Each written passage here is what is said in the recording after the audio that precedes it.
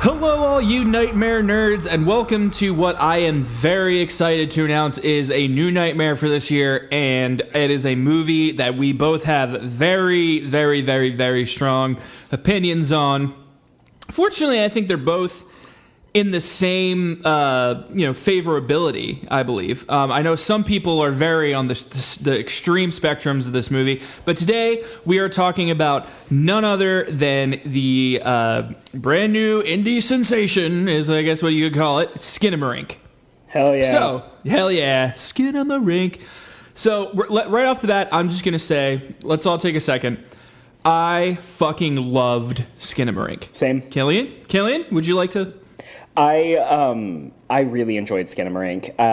It is a movie that I watched very late at night, and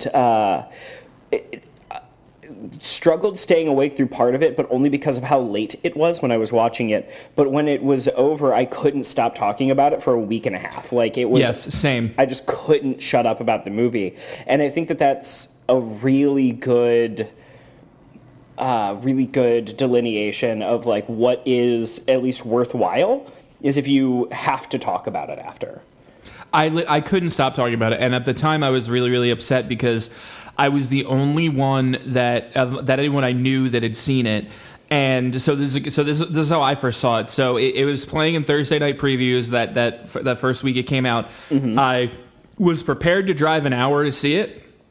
But fortunately, at the very last second, my local theater put up that they were having a screening at 7 p.m. on Thursday. So I went, I sat down in the theater.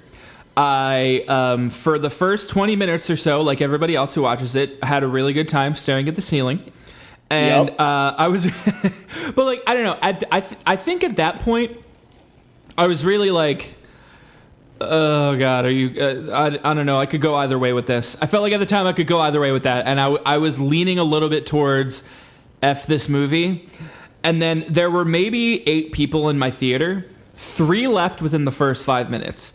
Mm-hmm. I have never walked out of a movie, even if I hate that movie, because a lot of people did a lot of things to make that movie happen, and so I want to try to get, and as film lovers, I want to give them the respect that they deserve, not just the directors, who may or may not be a-holes, but literally everybody else who made that movie.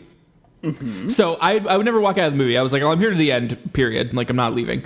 But then, so 2 people had already left.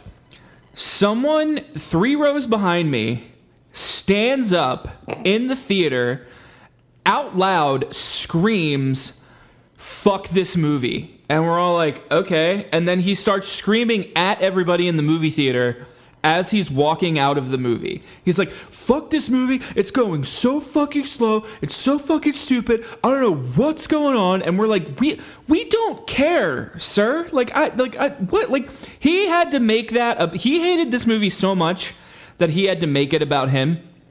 And then, like, the thing that really set me off the most about it was, like, at the end he went, "I usually like these kind of movies, but now I'm leaving." So he usually likes those kind of movies. And that, to me, says that, like, he saw Hereditary in theaters 5 years ago and was like, A24 makes horror movies? Whoa, I gotta watch these. And after watching, like, The Lighthouse and frickin' The Witch, he's a horror aficionado now. So he usually likes these kinds of horror movies, right? And so he ends up, and I'm sorry to come at you, A24 / all of the quote unquote horror movies that you're making, but like that is like, I could see it in his eyes that was just the kind of person that he went. And then he walked out, and then from that second, the second that this man decided to interrupt my viewing experience and make an entire movie screening about him and his tastes, I was like, I will die for this movie. This movie is now my brother, and I will die for it. Kyle Edward Ball is a saint. And you could have done nothing else to make me more on board with this movie than what you just did. But the good news is that I also ended up independently, without even just getting on the I'm going to defend this movie because I hate that man who did this thing, loved the movie. I will give the people who watch it and say it's not for me enough credit to be like, listen, the first maybe 40 minutes to 50 minutes are tough. Even for me who loves the movie, they're tough. They're slow. Not a ton is happening. It is 1,000% more about the experience of these images than it is the narrative. And for a lot of people, that's really, really hard to get through. However, the last 50 minutes of this movie they slam so hard. And I think, and we've said this before, that we love horror movies. We really do. And we love them probably because when we were kids, we got really scared at one point and have been chasing that feeling ever since. As adults, when we watch horror movies, so rarely are we actually scared about what's happening. It's an aesthetic. It's something we like. It's something we gravitate to. Rarely are we scared. This movie, at least 3 to 4 times, scared the ever-loving shit out of me. And that is so, so, so rare. For me, it was, you're almost entirely right. I can't find, qualm with anything that you said there. For me, the movie scared the shit out of me, twice. I want to know right off the way, what are the 2 parts that scared the shit out of you?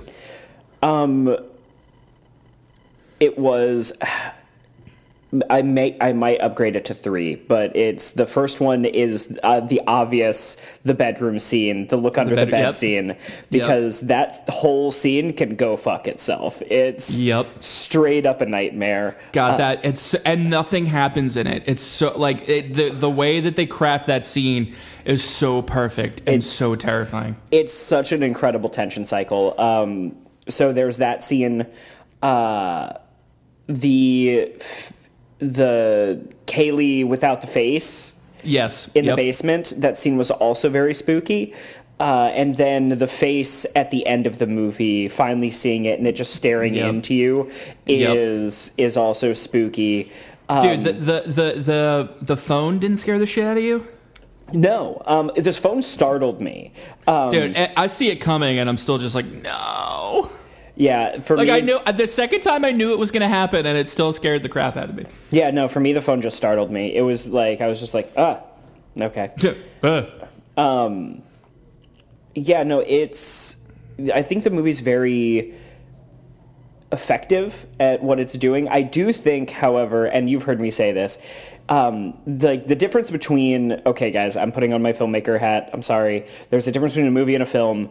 A movie is about the entertainment value, and a film is about a narrative quality where it's like a literary value to what you're seeing. Yep. Skinamarink films so hard that it almost throughout its entire runtime forgets to movie even just a little. So I will agree with you to that, but I will say. So I've watched it 2 or 3 times now, and to some of you, that's are you kidding? You've watched this movie more than once? I think I've seen it twice. Yeah, I've seen it 2 or 3 times. I recommend it to everybody, and I know that it's a lost fight because, you and me can watch something like that and really, really enjoy it, but the casual horror movie goer that really likes the Conjuring and Insidious movies when they come out because they movie very hard. They're not used to something filming that hard, right? And so, but I still recommend it because I think it's such a crazy, amazing experience to watch this movie. And I will say the second time I watched it, I found way stronger of a narrative than I did the first time. And I think it's because the first time you're still adjusting to the cinematic language of the movie, because clearly it's not your normal cinematic language. It's not shot, reverse shot. It's not coverage. It's not dialogue. It's the ceiling for a lot of times. And you have to learn how to, once you accept, why am I looking at the ceiling? Why is the shot in this perspective? Why am I looking at these things while this is happening? The audio, which I think is really underrated, is telling a very clear story, at least throughout the first 40 minutes to 50 minutes. And so much so that I think people miss out on it a lot because they're still getting used to what they're seeing. But I thought there was actually a very clear narrative the second time I watched it. Yes. Let it be clear when I say that this movie films more than it movies, that I'm not saying that there isn't a clear narrative, because it is a clear and linear narrative. But but it doesn't give a shit about being entertaining. It is just like, I'm going to tell this story in the way that I want to. I had so much fun watching Skinamarink. Oh my god, the slow fade of all of our live existence and souls as a means of, similarly to physical media. It's just, that's something that really brings a joy to my heart. To you too, sir? I also enjoyed the movie, but we are weird. That's the thing. It is so weird. Like, I don't, man. Nicole, we are not the average movie-going audience. So Nicole, my ex-girlfriend, she have you told her about that, by the way? Yeah, she knows. So my ex-girlfriend and I talk about this all the time. That like, man, she doesn't like horror movies at all, like really doesn't. And she did watch Skinamarink, and we are going to talk about, there's going to be a section where we just talk about Nicole's reaction to Skinamarink. But we watched Skinamarink. She really doesn't like horror movies. I've discovered that she really enjoys horror comedies. So like, she really liked Tucker and Dale versus Evil. She really liked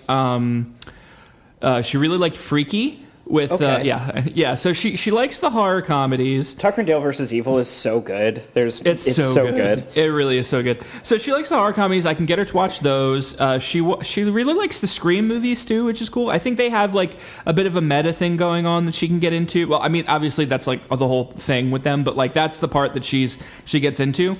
But she can't, like, I try to get her to watch found footage movies with it. She'll refuse. I can't get her to watch any kind of horror movie. We had a deal that if I took her to, or if she watched Skinamarink with me, I would take her to see 80 for Brady. Mm-hmm. And which we saw that deal through, and she was like, I can't believe you're making me watch this. And I'm literally like, you don't understand, like, as miserable as you think you are right now, I will be so much more miserable in 80 for Brady. Like, you have no idea. The entire crux of 80 for Brady revolves around someone who would root for Tom Brady, and that, like, man, that must just get rid of like so many target audience people just immediately. Anyway, off topic. But she's like, why do you want to watch that? I was like, well, it just like why do you want to watch these people get killed? And then like if I were to show her Green Room, she'd be like, why would you want to watch this? It's just people getting murdered. And I'm just like, you're slowly watching these people's like identities slowly like get taken away by each murder, and I find that really fascinating. And she's like, why do you find that fascinating? I just want to go to the movies and have fun.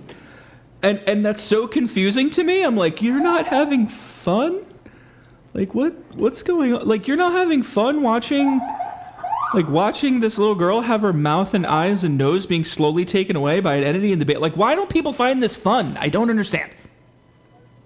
Because people are normal and we're sick little freaks. Yeah. Do you want to turn this to an 80 for Brady podcast instead? Hey, our I viewership would don't. probably open it up. Sure as hell do not. By the way, check your phone really quick. Oh, did you send me something stupid? Oh, what is this? No. I have an irrational fear of Jane Fonda, and he just, wow, that's messed up. This is scarier than the whole Skinamarink. So, okay. Let's get into it. Let's do it. What do you think Skinamarink is about? What is the narrative through line? Because I have an idea, and I want to see what your idea is before I say anything. So this is probably going to be another instance of me uninterruptedly talking for an extended period of time, but we're probably both going to do it, and that's totally okay. Interrupt me if you want to comment on something. Please raise your hand like a good little schoolboy, and I will call on you, and you can interject. Okie dokie. So to me, get ready for this. We've talked about this briefly, and yes, we both have different perspectives that I think are kind of complementary, but to me, there's a question of like what exactly is going on and what are they experiencing. And you have the little boy character, and there's the phone call at the beginning of the movie where the dad is talking to someone. And they said that he fell down, he hit his head, he was sleepwalking, yada, yada, yada, yada. A few things to me, you don't see the dad again after that conversation. You don't see any exterior type of influence in the movie that's not happening from the inside of the house. And so the question then becomes to me is what's happening to the kid? It's Kevin, right? What's happening to Kevin. I think it's Kevin. What's happening to Kevin? Kevin and Kaylee, I think. Kevin and Kaylee, yeah. So what's happening to Kevin? So there are obviously a few possibilities here. Number one, Kevin's dead, and this is all happening as an afterlife kind of a thing. 2, Kevin's in a coma. Or 3, this is all really happening. And to me, I tend to view this as both Kevin. I think there's 2 paths. I can see it go 2 ways. Because number one, another important factor here is that the mom is missing, right? Mm-hmm. So there's the one way I initially thought, this was my first thought seeing the movie. I'm getting all my things collected now. I had one thought when I had the first interpretation when I saw it the first time, and then I had a different one where I saw it the second time. When I saw it the first time, I immediately thought these 2 kids are dead, and the father has killed them. And they are now in a state of limbo where they are slowly fading into nothingness, or where their souls or their spirits are slowly fading away into nothingness. And the reason I felt that way is because it kind of starts with it started with Keeley, where she goes to the basement.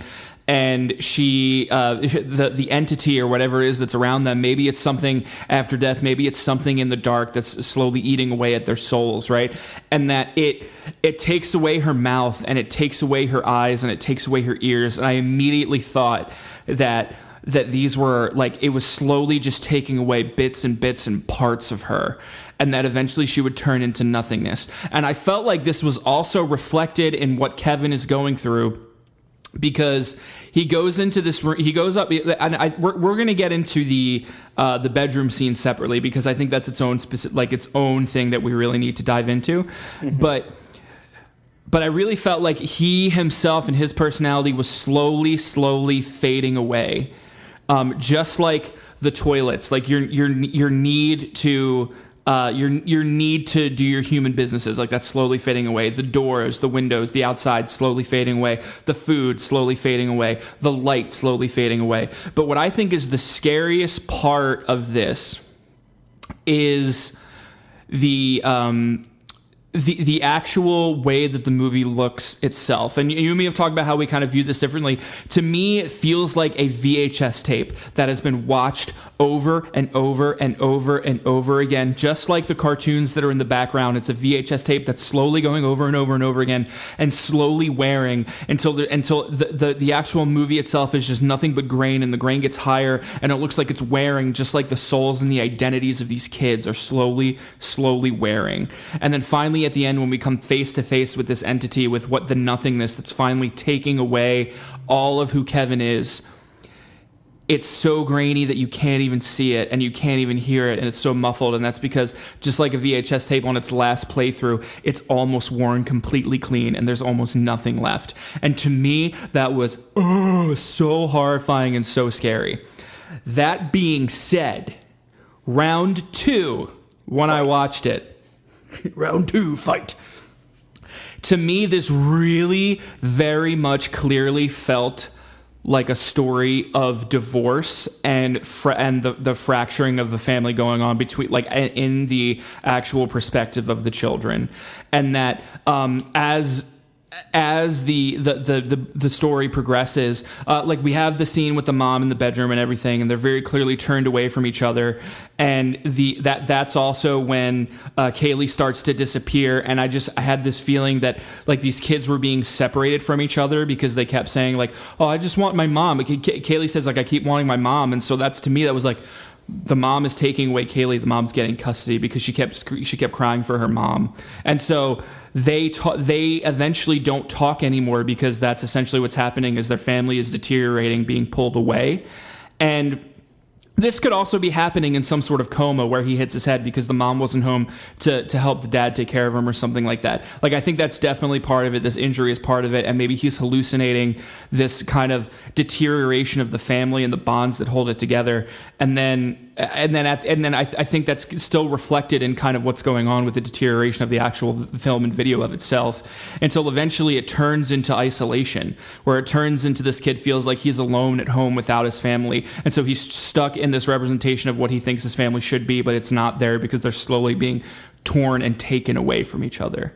And so that is my kind of take on it and what's happening. And I think the cool thing about this is there's so many ways to look at it, and I could hear someone's interpretation of it and be like, absolutely, I could totally feel that too. I feel like there are so many different ways to take this, and that because it's so like experiential and experimental in a way, that every reading is valid based on what your own internal interpretations putting into it, because at some point I think it's a projection of all of our childhood fears, whether that's a childhood fear of you first realizing you're mortal. I remember the first time when I was a kid and I was young like Kevin. I think they're supposed to be 6 and 4. Kevin is 4 years old. He's 4? I thought Kaylee was 4 and Kevin was 6. Kaylee is 6, Kevin is 4. Okay, well, there you go. But I remember thinking really young, like that time where the first time we're like, I'm going to die. And that's a scary thought to have. And I feel that when I watch it, because I'm watching this kid go through these kind of things. I feel like I'm projecting that onto what I'm seeing. And there were when I was young, there were parts of my life where I was very afraid my parents were going to get divorced and my family would break up. And that was a huge fear I had when I was little. And I think the genius of this movie is Kyle Edward Bald's ability to tap into those childhood fears and allow you to almost assign a meaning into what they are for yourself. And this ties into something that my ex-girlfriend felt when she watched it too, because she was projecting stuff to her. But that's a whole other point of conversation. I want to hear what you think. Okay. All very, very valid. He's about to tell me why I'm an idiot. Correct. Anyway. Wow. No, it's all very valid. So my take on this is, and I've seen sort of like other people share similar things. I do think that he is in a coma, but I don't think it's from him hitting his head. Okay. I think that is an early warning sign.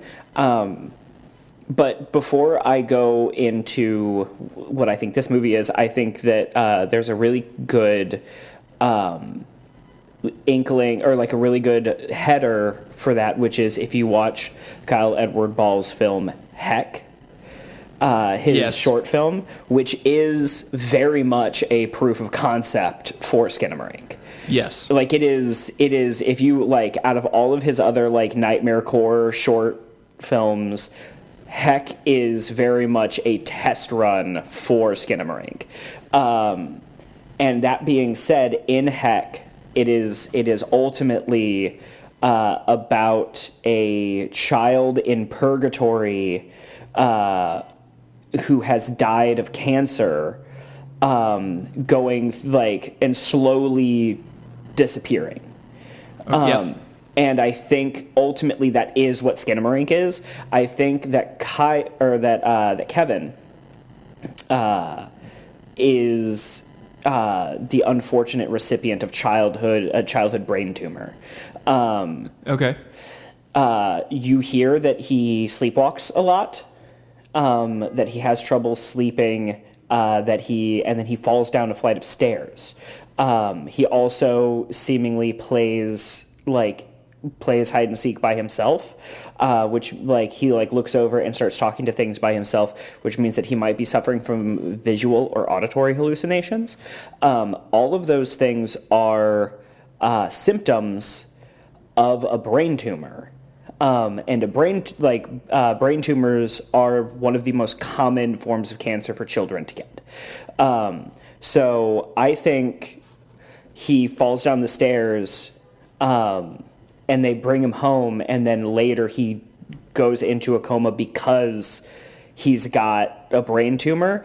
And the rest of the movie, which is why all the doors and windows disappear, is he's trapped in his own mind.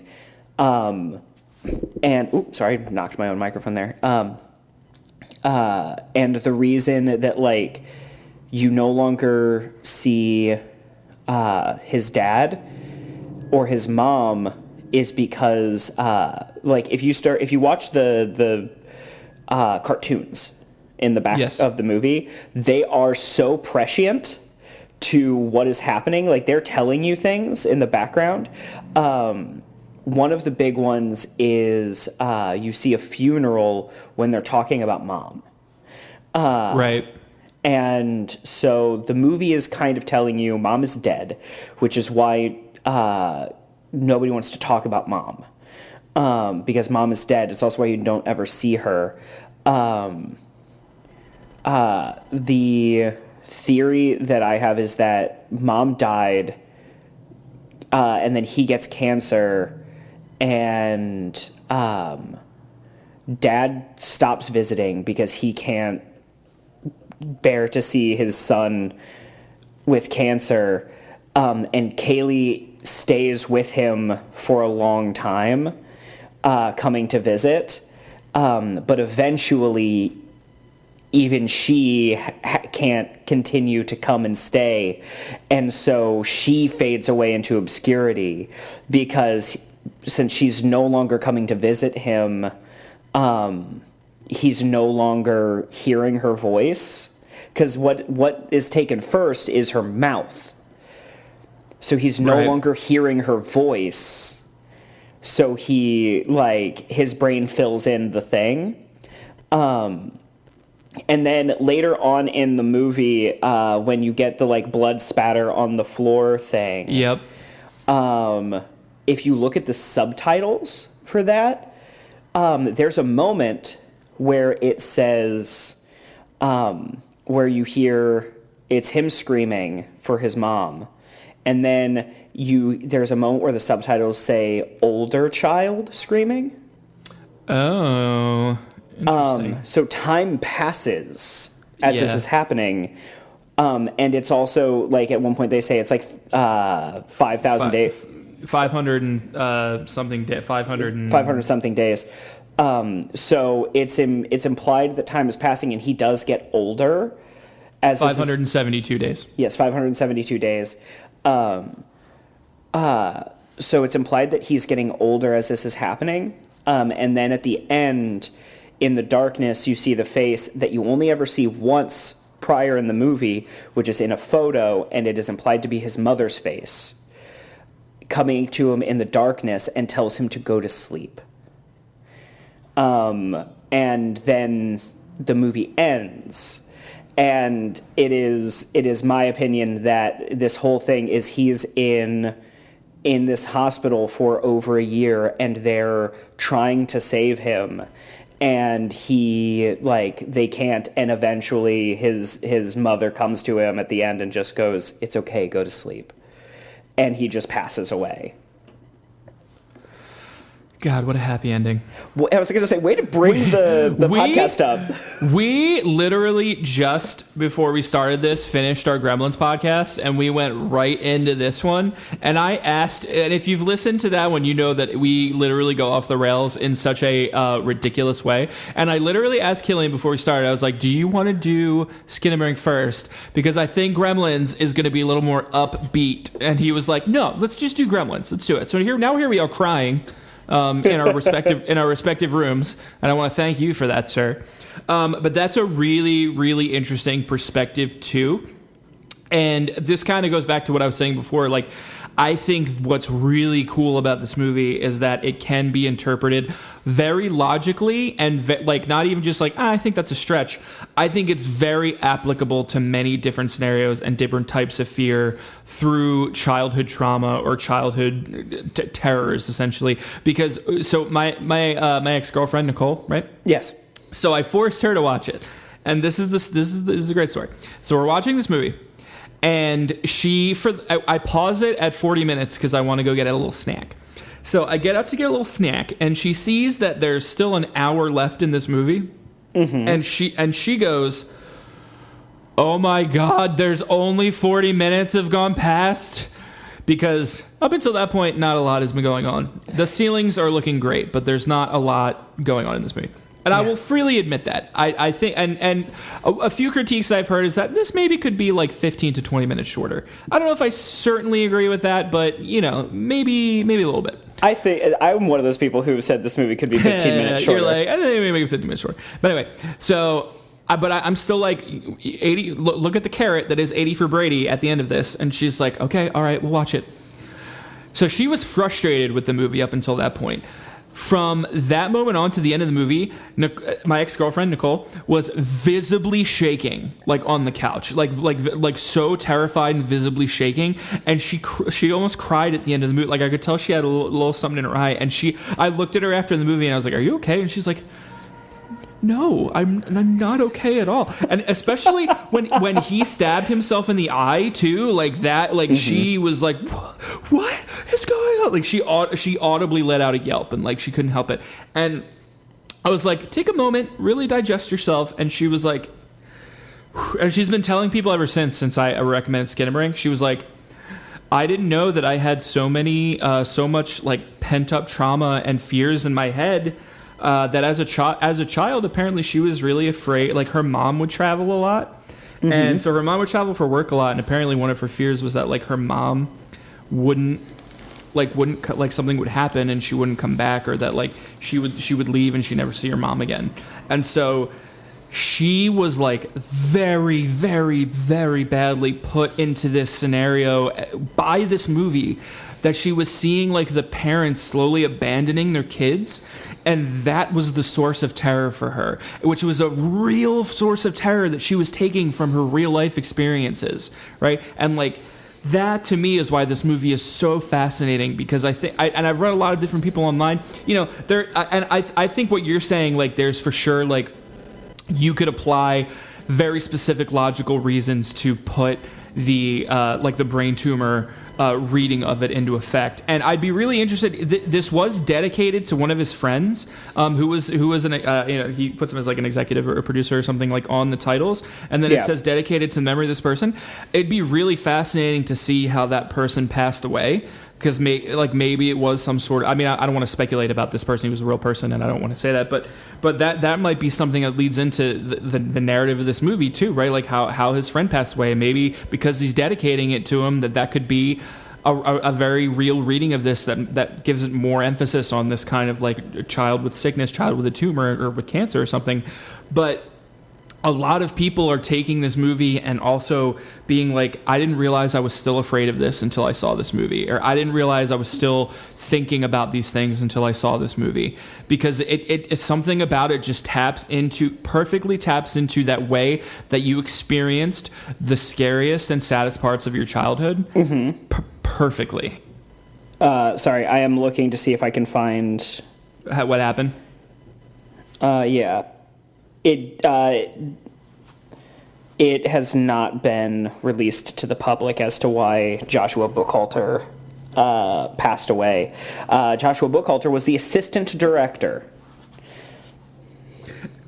And that's great. It's none of our business. But is not our business. It's super not one of our business. I was just wondering if maybe he was open about it and he talked about it to see if that was an influence on this movie. But totally cool. Absolutely not our business at all. Yes, absolutely. Hey, people listening to this, don't go prying into other people's business like that. Or you know what I mean? Like if you can't find it on a cursory search, don't go harassing people for information. We're not some effed up like internet sleuth podcast type thing where we're like, we're gonna find out everything about these people's personal lives and we're gonna go into it and stuff. Speaking of which, if you haven't watched Yellow Jackets yet, please do it, because that's exactly what Misty does, and she's insane and it's great. Anyways. Yes. One of my favorite things about Skinamarink is that it so effortlessly it feels clues in to like a language that invokes childhood fear on a very real and actual level. Yes. I did not remember how afraid of the dark I was until I watched this movie. Or like those moments where like in a place where you grew up, like when you were a child and like you would spend your days and evenings in this home, and it's your home as long as the lights are on, and then at night when everyone's asleep and the lights are off, this place becomes an alien hostile wasteland and everything is scary to you all of a sudden. And like that is a very real like feeling that every frame of this movie gives you. And like the use of film grain, because they shot it digitally, and so all the film grain is put in on purpose. Yes. All the film grain gives everything that look. We've talked about it, of this like that thing that happens when you look out in the darkness and Yes. the lenses in your eyes aren't getting enough light to fully make everything out, so everything gets that like wow wow wow wow wow like wibbly wobbly look to it. Yep. And yeah, so we've also talked about that, how I feel like it has a dual purpose, and that like it does have that wub wub wub wub wub kind of thing, and it gets worse as the film goes on.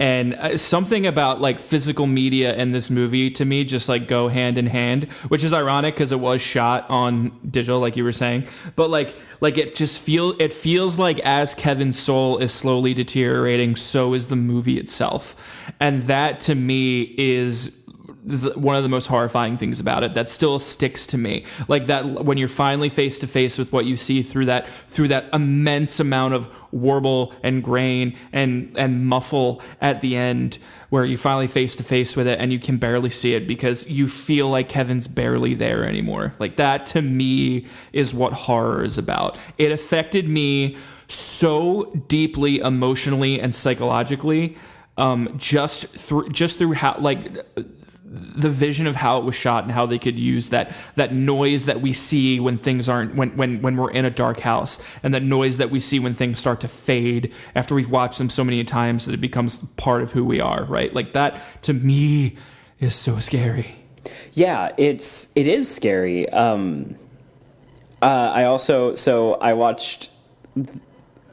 I've seen the movie like at least 2 times, maybe 2.5, but I showed it to one of my writing partners, Yolanda.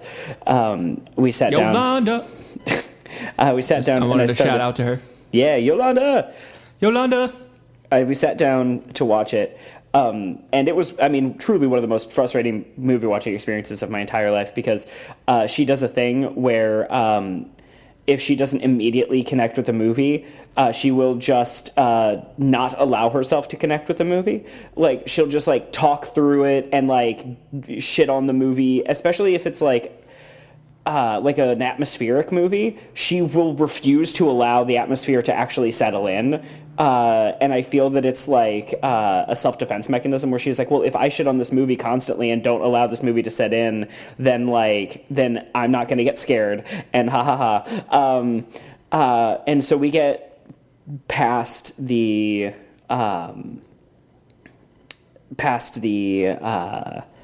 bedroom scene, the look under the bed scene, because in my mind I was like, if she doesn't click in for the bedroom scene, then the rest of the movie holds nothing for her, because to me Agreed. that's the pinnacle of fear in the movie.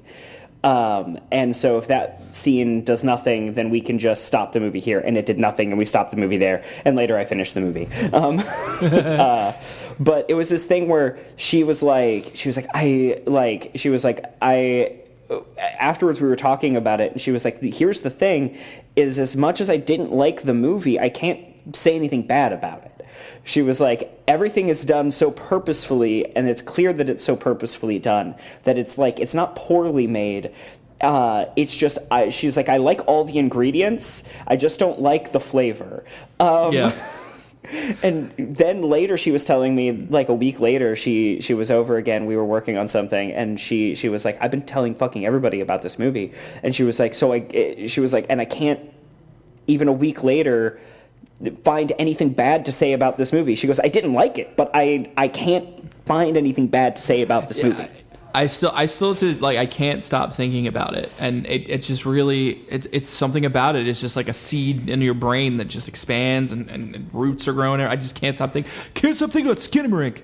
But I do want to go back, and we'll finish with a little conversation about that scene, the bedroom scene, which you said that really is like the crux of the horror in that movie.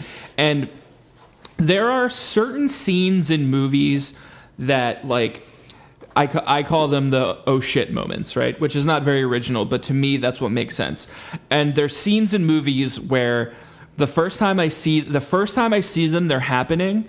And the first time I see them happening, I turn into a cartoon and my mouth is agape and I can't blink and I can't stop looking at what's happening.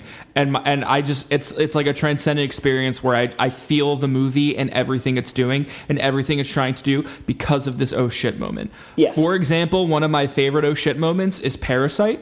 When they open that door to the basement, I'm just like, what the hell is going on? Because you can tell that story has changed.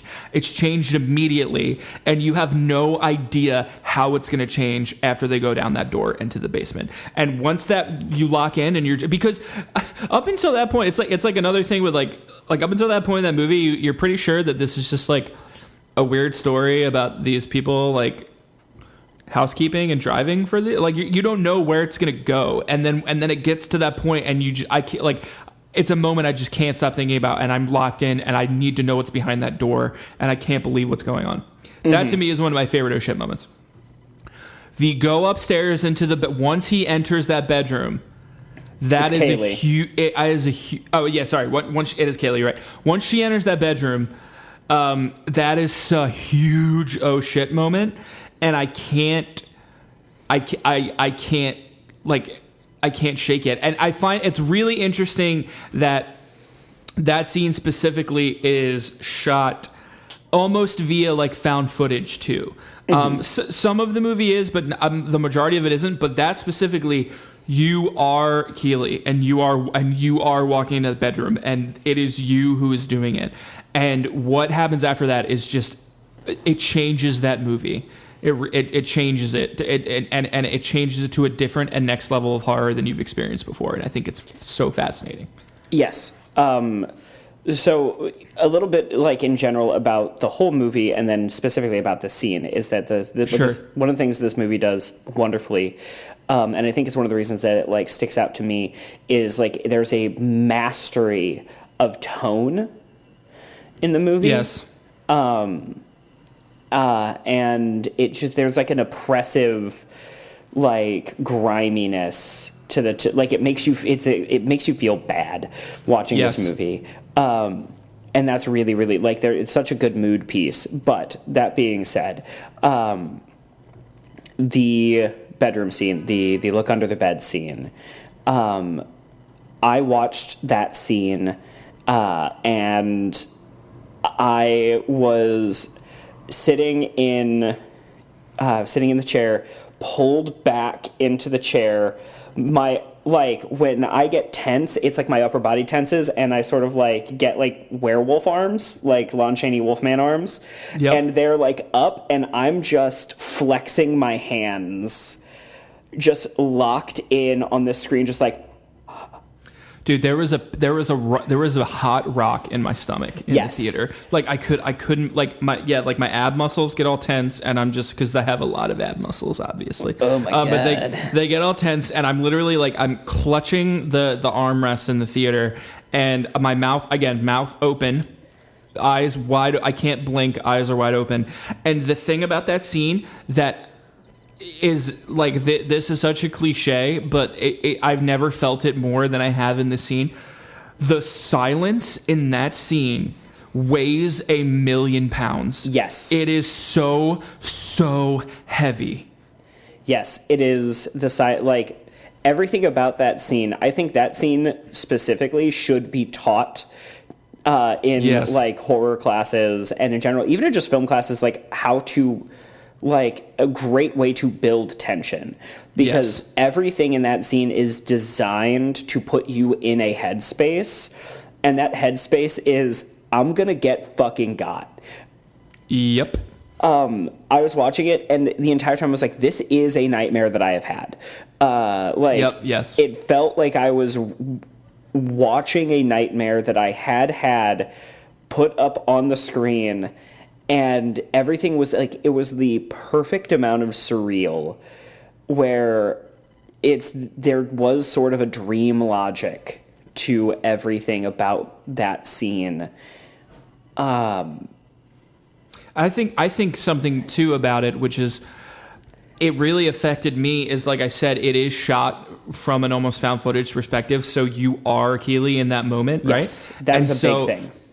It's a huge thing, and she's moving so slow. It's like right? through molasses. And it's through it's that dream slow where you're moving and you feel like you're not going anywhere. Yes. That is the perfect stylistic choice. And to me, I think we both agree that this like theme of whether it's like you losing your parents or your parents not caring about you anymore, or your parents not being able to face you, or your parents dying, or your parents getting divorced. It's a big theme that's happening to both of these kids. And I feel the confusion that Kaylee feels in that scene, where she looks over and she can only see the back of her mom's head, and then she turns over and she sees her dad, and then her dad's not there anymore, and I feel the confusion that she's feeling through that slow molasses, through that heavy sound, that it puts me into that nightmare. I am experiencing that nightmare and every tension that it is creating. Yes. It's masterfully done. The moment where she goes, "I need you to close your eyes." I was yes. like, I Yes. need you to fuck right off. Yeah. You're like, I would have been like, I'm out. Also, peace, guys. Also, that just reminded me, one of the most terrifying lines in the whole movie is in that scene for me. And that's mom is in the closet, and then you just hear, "There's someone here." And it's like crystal clear right next to your ear. And I heard that, and everything in my body tensed, and I was just like, Dude, we're just talking about it, and I'm already like feeling the way that I did when I see it. That is a scene that we don't like to be hyperbolic here at Nightmare Network, but like that's a fucking all-timer scene, dude. Like it's just so masterful the way that it's done. Yes. It's one of those things where like, if every horror filmmaker found out, like watched that scene and metabolized to themselves how to, in their own voice, in their own way, replicate that feeling in any scene that they wanted to, we will have changed fundamentally the game of horror. Like, it's that scene, as you said, it's an all-timer. It's so good. Fuck that scene in its entirety. It's the worst. Skinamarink, fuck that scene. Yeah. It's funny you brought that, because that obviously that scene did really, really, really mess me up. I think, but you brought up like what the scariest line you think in the movie was, and to me the scariest part was, I'm going verbatim, like I can't remember what it is verbatim, but when the entity is talking to Kevin and goes, she wouldn't stop asking for her mom, so I took away her mouth. Yep. Like that scares the shit out of me. That one's also pretty bad. Put it in your eye. Yeah. Oh, put it in your eye. Oh my god. Another really underrated one is when like he finally gets someone on the phone, but like it's not really someone on the phone. That scene. So here's the thing. That scene is okay. Trying to think about how to phrase this. The scene in the bedroom is terrifying. Yes. The scene with him on the phone is horrifying. Yes, agreed. It is so sad and horrific. It's emotional damage. You feel the emotional damage, like, and the other thing is like, this isn't even. This is kind of a scarier question to me. Is like, if he did just reach someone, what has been happening this whole time, and where is everyone? Like that to me is a scare. Like, let's say he finally reached someone, they come over to help him. What happened to Kaylee, and why isn't she there? where, like, that's to me, like, that's scary too. Like, if this is real and this is really happening, like, where, like, what is going on? And it's just so, it's Yeah. Kyle, good job. Yeah. Good job, everybody. You, Kyle. Everybody give it up for Kyle. Everybody give it clap. up for Kyle. So I think we've talked a lot about Skinamarink, and I'm feeling pretty fucking bummed. How about you, buddy? I'm feeling fine, but I'm a robot person with no feelings, so... That's fair. Do you want to tell Ronald Reagan to fuck himself real quick before we leave, just to get ourselves real cheered up? Of course, I will always tell Ronald Reagan to get fucked. Whenever I'm down, I just tell Ronald Reagan to fuck himself. When I find myself in times of trouble. Ronald Reagan comes to me, and I tell him to fuck off. Let it be. Yep, that works. All right. Yeah. Well, this is great. So anyway, yeah, in closing remarks, Kyle Edward Boss, Skinamarink, absolutely scarred the shit out of half of us and absolutely bored the shit out of the other half. And I'm proud to say that I am in the scared shitless half. Yep.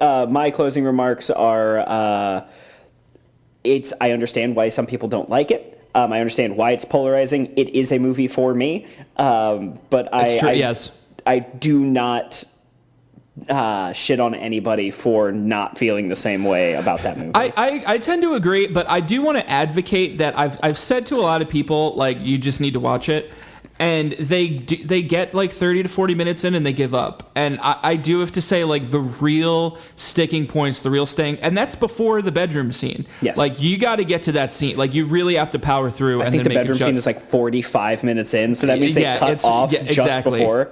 Yes, so you're really not getting to the good parts. So, like, you really got to power through. Like, I promise, the last almost hour of that movie is unbearably horrific.